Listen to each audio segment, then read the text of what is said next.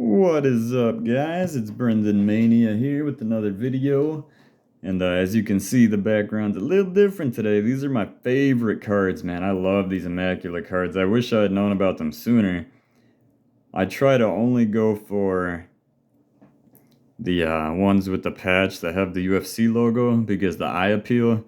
As you can see, this Dom Cruz up here, not as nice as you know, this Dom Cruz down here. They're also numbered differently. This one's out of 8, I think, and that one's out of 10. I got 2 out of 5 here. That one's out of 5. I got more. Those are just the ones that I've shown so far. I got some coming up in the video I'm going to be making on Sunday.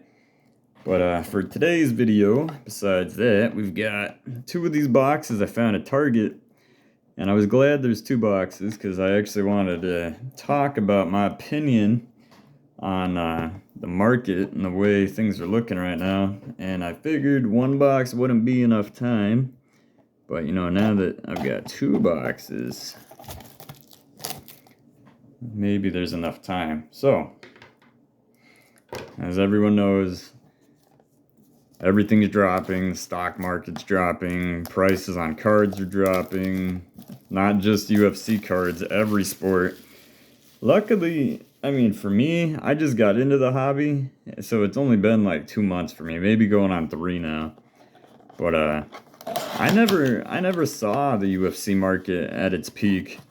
I didn't actually even know that these existed. You know, I had no idea there were UFC cards until one day I was on eBay for some reason, and I don't even remember what I was looking for, but eBay was like, here, look at this UFC card. And I was like, I love UFC. And I used to collect, well, that opened up kind of weird. I used to collect baseball cards and all that. So when I saw that, I was like, yeah, man, let me grab my garbage bag. There we go.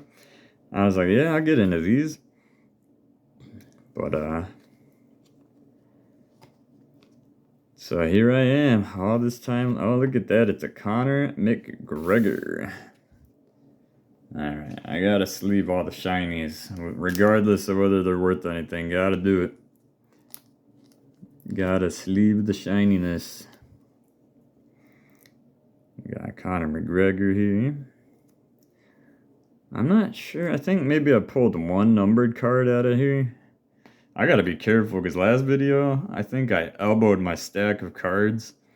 It's a mess to the side of me, guys, and I haven't cleaned it, and I accidentally elbowed it last time, and cards went everywhere, man. I don't even know if I found them all, to be honest, so I gotta be more careful. What do we got here? Amanda Nunes. That's cool. I'm not even gonna bother sleeving these up. I feel like they're not really worth anything. These are cool looking cards. But, sorry about that. So, I was talking to someone that does, you know, the whole sports card thing for a living. And it's not just UFC cards like he does. What the heck? He does every type of cards. And he was telling me today that the market for UFC cards are down 50 to 75% from the peak. And I was like, well, I guess I got into the hobby at the right time. And he's like, oh, there's a nice guy, Charles Oliveira. He's my pick to win against Islam Makhachev, by the way. I'm sick of all these Khabib people thinking that they're just going to take over. It'd be cool to get an auto or a numbered card or something like this, but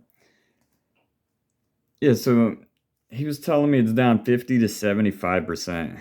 Still waiting on my Zhang Weili redemption autograph, if it ever gets delivered. Glover Teixeira and the double champ DC. But yeah, so he's telling me, like literally right before I started recording this, he told me you can still make money in this hobby if you buy the right cards. And you can still flip them. But he said right now is a buyer's market for UFC. It is not a seller's market. This is a buyer's market. People are literally dumping all the cards they can as fast as possible. And look, man, if you got in over your head, Sean Strickland. Ugh, Aljamain Sterling. I hope he loses. I hope TJ, my boy TJ, is gonna beat him. But if you got in over your head and you started, buying cards hoping to become rich, if you're worried about short term, you might, he looks like a heavyweight in this picture, dude. He looks like Francis Ngannou. What did they do to this man? Tell me, if I covered his head, you would think that was Francis Ngannou. What did they cropped his head onto the wrong body or something, bro? He's a small dude. That's crazy. They did him real good in this set. But oh man, that totally threw me off, dude. That was funny, man. Seeing that. Maybe you got a Sean O'Malley season ticket. Is it numbered? Nah. This guy, he's another dude. His cards are blowing up, man. If he loses to Peter Yan, which I think he will, then all these people paying like $800 for his autograph, dude, they're gonna regret that. Maybe, I mean, short term they're gonna regret it. Maybe long term he'll actually accomplish something in his career. But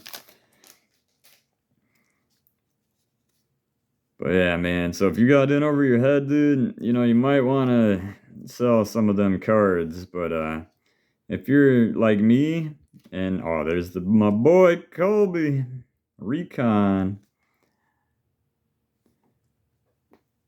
So there's a couple of things. You could just be a collector for your PC.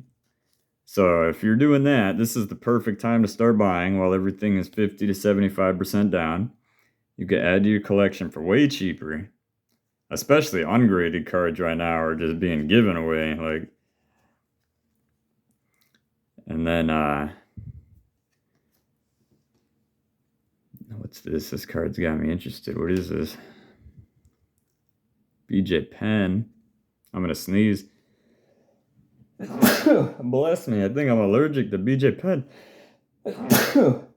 Oh my gosh. 2 sneezes. That's a rare. Oh, it's about to be 3. Oh my god, man. I'm sorry, dude. I am severely allergic to BJ Penn, apparently. Oh man, that 2 sneezes is a rare occurrence for me. That was 3. That was brutal. I'm sorry you guys had to hear that, and now I have to talk the rest of the video like this, but wow, I don't know what that was, man. Oh, this pack just this pack just like fell apart. Dude, I wish I knew what I was saying before the sneezes attacked me, man. That was crazy. Oh man, now I'm all stuffed up. This sucks, but alright, we got Robert Whitaker Black.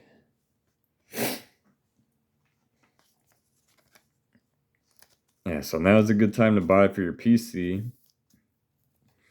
If you want to pick up cards, if you're an investor and you believe long term, it's just like the stocks, man. I know I've said it before. I've done the stocks a lot. That's what I was doing before this, but if you believe long term that this is a good buy, then I'm mixing these piles up. Oh, great. I don't know what I'm even doing anymore. The sneezes threw me off.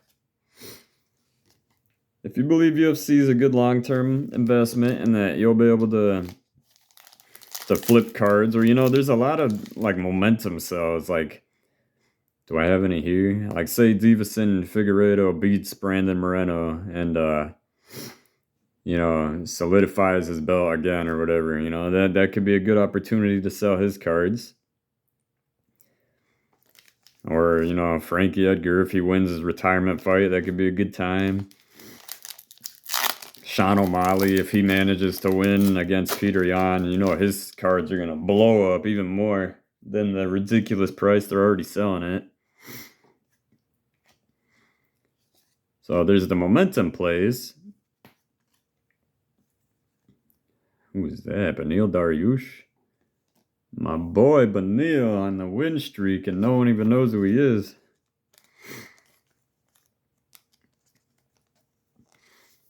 You know, there's ways to make money. There's always a way to make money. Like me personally, like these, I love these cards. I'm keeping those. No one's getting those from me unless you offer me like some ridiculous price that no one will ever offer me. But who's this? Khabib?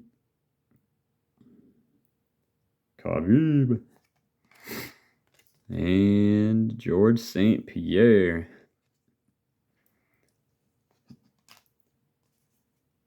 Oh, that was box number 1.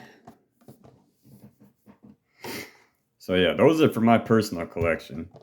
And, you know, I am picking a lot of them up real cheap, especially people are so willing to take the lowest offer, man. A lot of people don't even counter offer. They just, you know, I'm sorry, I'm trying to open this box and apparently I don't know what I'm doing. But yeah, people are just like giving their cards away. I got so many cards for like half off or less than half off. It's like a game now where I give people like the lowest offer possible, like that I would never accept, and they accept it. And I'm just like, oh, okay. They just want to get rid of their stuff, I guess. Dude, I'm all messed up because of those sneezes, man. But now's the perfect time to buy for people like us. I mean, like I said before, you don't want to spend like money that you need. You never want to put yourself in a situation where you need to resell the cards in order to like survive or keep going or whatever the right term is for that. But it's like, all right, so I did list some of my cards on eBay, but I don't need to sell them. So like, I'm not gonna be like these people that accept the first offer that comes around. Hey, Patty. I'm not gonna take less than what I want, you know what I mean? So is this 1 card or 2 cards? Guess it's just 1. I don't like Misha tape, but I'll sleeve it because it's shiny. But so, for instance, I sold the Chael Sonnen PSA 9 card that I had. I bought it. It was an autograph card, numbered to 49. I bought it for like $50. Some guy, I don't know if it was a joke, he offered me $20 for it. And obviously I was like, oh no. I just ignored it. I didn't even respond to his offer. I just completely ignored it because that was a joke. I've been getting a lot of her autographs for cheap, PSA 10s. And then I ended up selling that card for $75, I think. So, you know, I could have panic sold it. I could have been like, oh, it's only worth $20. You know, it's dropped like 30 or 60% of its value. But no, that's not my mentality. I held it. Someone paid more than I paid for it. And I know that's not really a good example. So I also sold my Israel Adesanya BGS 9 autograph card. I paid $137 for it. This isn't a rookie card? Who's this? Charles again, baby. Still no numbered cards out of here. I paid like $137. I had it listed for like $250, just like a high listing, just to see if anyone would throw me an offer. And I got an offer of like $100. And I counter offered, and the guy was like, oh, the most I'd be willing to pay is this. I think it was like $120, which would be a loss. So I was like, no, I can't accept that. This is the lowest I can do. And he's like, oh, well, based on, you know, recent sales, that's too high, and I'm not going to pay that. I looked at the recent sales, and first of all, my purchase of that card was the only graded purchase of that card. What he was looking at was ungraded sales, which is not the same thing. There's always a premium for a graded card. And I was like, all right, whatever. I'm not going to take a loss on the card. I don't need to sell the card. It's my only Izzy autograph. I'll just keep it until someone pays what I want. Tom Aspinall rookie card. And then you know what? Someone offered me $180 for it, and I sold it. So I made $50, maybe a little less than $50 on that card. There he is, Peter Yan, about to destroy Sean O'Malley. Hate to break it to you guys. All you Sean O'Malley fans out there, about to get your hopes and dreams shattered. Spending $800 on this dude's card.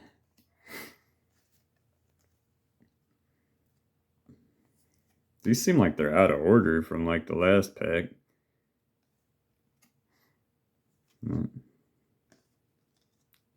No autos and no numbereds. Oh my god, I'm sorry about my nose, dude. I don't want to blow my nose on camera or like have you guys hear that. So I'm all stuffed up. Sorry about that. It was totally unexpected. Especially 3 of them.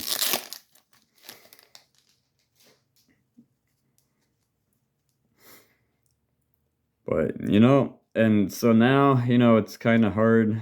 Umar Nurmagomedov, nice.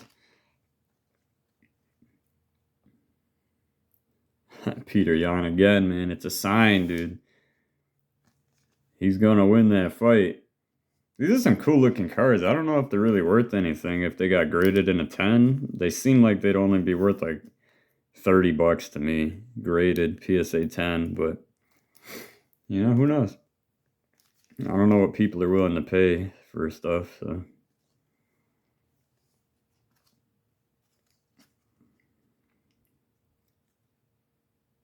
We got a silver ticket, Islam Makhachev. Not really sure if that's worth anything or not, but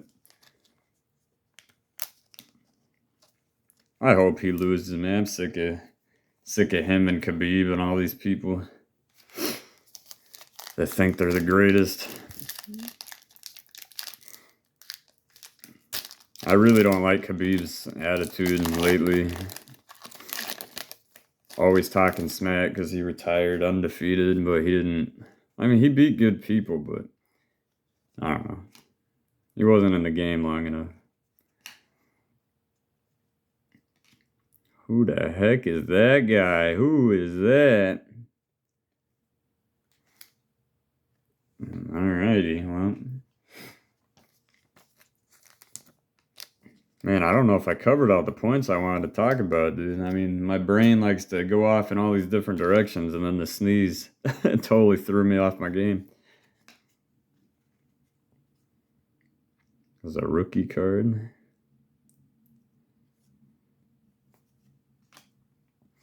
Gross. Misha Tate. Last pack. So yeah, my thoughts on the market. It's a good time to buy. It's a bad time to sell. I'll still list my cards, but I'm going to list them for the prices that I want to make. And, you know, if no one buys them immediately, it's whatever. You know, if I got to wait a long time, I'll wait a long time, or I'll keep them. You know, I don't need to sell them. I didn't put myself in that position. So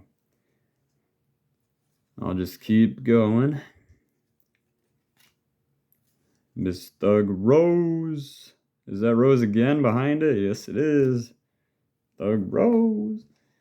And I wouldn't recommend buying these boxes either. They're not really that great. I mean, they feel like you're getting stuff because you're getting shiny cards like this, but they're not really worth anything.